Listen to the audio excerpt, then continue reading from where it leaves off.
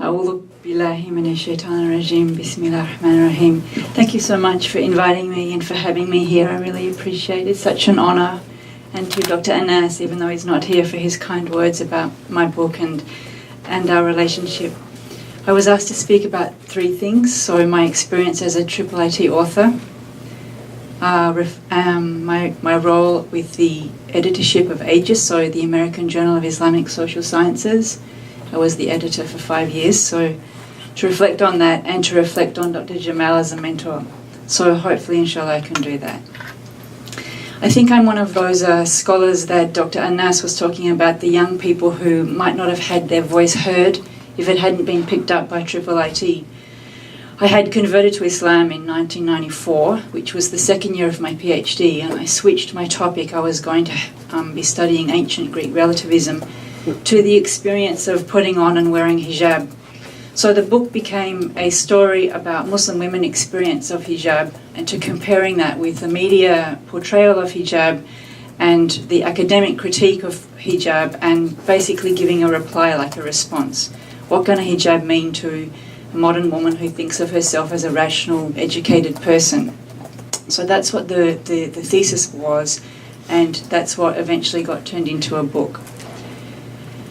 One of the reasons why I think it was very special for me to have IIIT pick up the book was that IIIT exists. I'm going to now suddenly not follow what I wrote. It's going to confuse me. But, I mean, IIIT exists to be a voice, as we've heard sort of all day, for Muslims, a special kind of voice, of course, the reform of Islamic thought, but also a voice bringing Muslim perspectives on the state of Muslims in the state of modernity. And we get talked about a lot, Muslims. We get talked about a lot. We're kind of like the topic for many, many years, probably over 100 years. And yet we have to be able to have a place and a space to talk about ourselves, for ourselves, between ourselves, to ourselves, but also to the others, the people who are talking about us. So with this thing about hijab, this was a book written by a woman in hijab. So that's me. And then I'm trying to put forward the voices of the other women in hijab. And some feminists were not happy with early drafts of the manuscript because they thought I wasn't being critical enough. I wasn't documenting the struggle or the patriarchy behind the hijab and all those things. So that I think it's for that reason why it's very special to me that IIIT picked up the book in a space that I think it probably wouldn't have been picked up by other secular academic publishers. I get emails from around the world, and my thesis came out in 1999. The book is, when did we do the book? 2001? 2001. So it's now 2016. Like, for me, you write the book and then that's it, you move on to other projects. But subhanAllah, it's somehow still a topic of enormous relevance. There are still people publishing books about hijab. You think you've written the definitive version, you're going to enlighten people, and that's it. There's not going to be any more controversy. Unfortunately, it hasn't been like that. So I still get emails from women all around the world saying, I'm enrolled at university and I came across your book by chance, and thank you so much. It's been transformative for me. I really appreciate it. One woman has called it the hijab power book.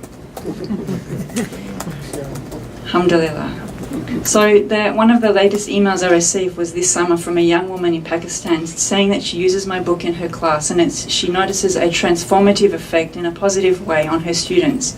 And then she asked me, why haven't you written more about this topic? I mean, like we know it's like a very long time ago.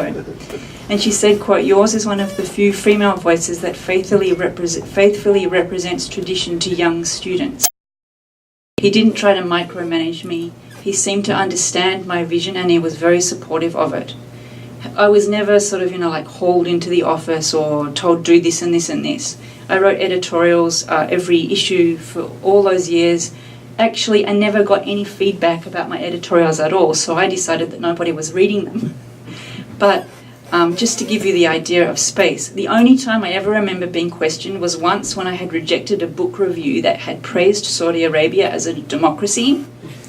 And the reviewer, who was in Saudi at the time, I think, kicked up a big fuss about how IIIT was suddenly becoming anti-Saudi. So Dr. Jamal had contacted me and said, what's going on?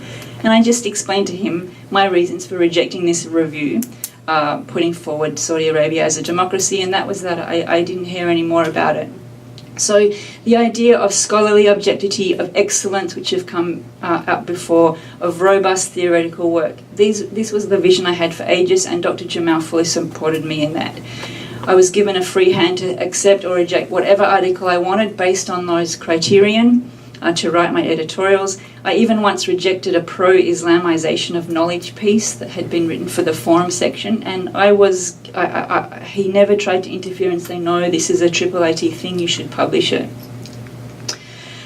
I have to say that sometimes you don't realise the blessings that you have until they're gone, and I have worked with other Muslim men who have never given me the same respect as Dr. Jamal has. He treated me as an equal, as a professional, with respect, and that's something that I will always cherish and appreciate. And I thank you very much for the opportunity to be here and share my thoughts today.